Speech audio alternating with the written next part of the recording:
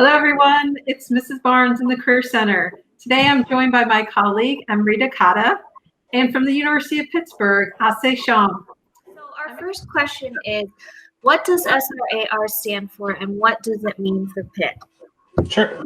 The SRAR, which is also known as the SAR, stands for the Self-Reported Academic Record. Essentially, this is a document that is a listing of all the courses and the corresponding corresponding grades that have been completed for either high school or college credit. It's important to know that different college applications may use a different SAR format. For example, the Common App uses a different SAR versus the Pitt application. As a result, if a student applies to Pitt with the Common App, they will also have to complete a separate SAR that is available on Pitt's admissions website. Thank you. So the SRAR does not include students' SAT or ACT scores, correct? Correct. It's essentially is a reflection of a student's high school transcript. Okay. How can I tell if a school is an SRAR?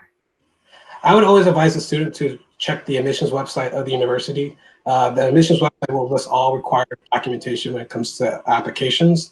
At the University of Pittsburgh, the SAR is optional. However, we tend to encourage students to submit a SAR versus the high school transcript, being that it helps expedite the review process. At Pitt, we actually implemented a rolling admissions policy, which means we don't have deadlines in place, but students are actually informed of their admissions status on a first-come, first-served basis. So if a student applies to Pitt early and submits their SAR versus a transcript, they will be able to receive their admissions decision quicker.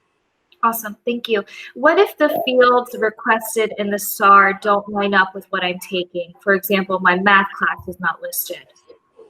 Well, when it comes to reporting the SAR, accuracy is critical. We highly encourage students to have an unofficial copy of their transcript to use as a reference when completing the SAR. In the event that a course isn't available or isn't an option, the SAR will allow a student to create a custom course listing under a particular subject. Great.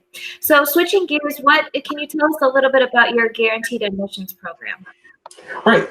Guaranteed admissions program is a great academic opportunity for prospective first-year students. During the freshman application, a student can actually request to be considered for a particular graduate school or professional school as well. Is there a separate application? There is not a separate application, but it does include a separate review process. It's important for students to know that the student will be first reviewed for undergraduate admissions. If the student is admitted, that student will then be reviewed for that particular graduate school. Is it binding if a student gets accepted? Acceptance is not binding. A student can actually decide that they are no longer interested in that particular graduate school. That seat can be awarded to another student down the road. And will students still be eligible for scholarships? The short answer is yes. The University of Pittsburgh has a designated scholarship committee that overlooks and distributes scholarship funds to our students. I always let students know that we do implement a rolling admissions policy, but some of our guaranteed admission programs do have deadlines in place. So if you're a student who's interested in receiving a merit-based scholarship, or if you're interested in applying to a guaranteed program, it's in your best interest to apply early. Our application is available as early as August, and our scholarship committee begins reviewing applicants and awarding packages as early as October. So, as I mentioned, if you're interested in either scholarships or a guaranteed program, it's always in your best interest to apply to Pitt as early as possible. Great.